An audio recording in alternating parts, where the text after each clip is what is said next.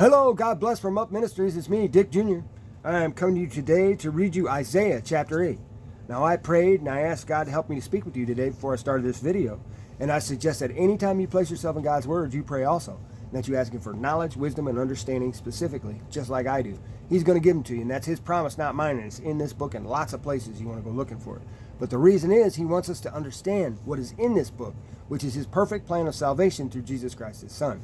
So from the first day, from creation, to the last day, to the end, everything we need to know about sin and salvation through Jesus Christ, God's Son, is in this book. So that being said, let's go ahead and get started here in Isaiah chapter 8. Then the Lord said to me, take for yourself a large tablet, and write on it in orderly letters. Swift is the booty, speedy is the prey. And I will take to myself faithful witnesses for testimony, Uriah the priest and Zechariah the son of Jeberechiah. So I approached the prophetess, and she conceived and gave birth to a son. Then the Lord said to me, name him Maher-shalal-hash-baz. For before the boy knows how to cry out, my father or my mother, the wealth of Damascus and the spoil of Samaria will be carried away before the king of Assyria. Again the Lord spoke to me further, saying, inasmuch as these people have rejected the gently flowing waters of Shiloah and rejoiced in Rezin and the sons of Remaliah, now therefore, behold, the Lord is about to bring on them the strong and abundant waters of the Euphrates, even the king of Assyria and all his glory. And it will rise up over all its channels and go over all its banks.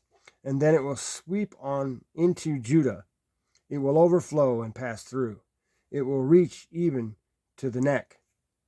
And the spread of its wings will fill the breadth of your land, O Emmanuel.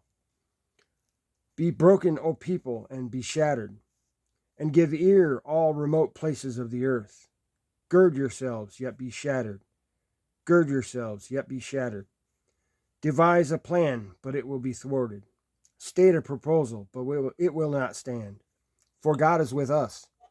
For thus the Lord spoke to me with mighty power and instructed me not to walk in the way of this people, saying, you are not to say it is a conspiracy, in regard to all that this people call a conspiracy.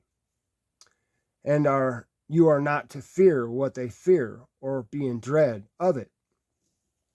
For it is the Lord of hosts whom you should regard as holy. And he shall be your fear, and he shall be your dread.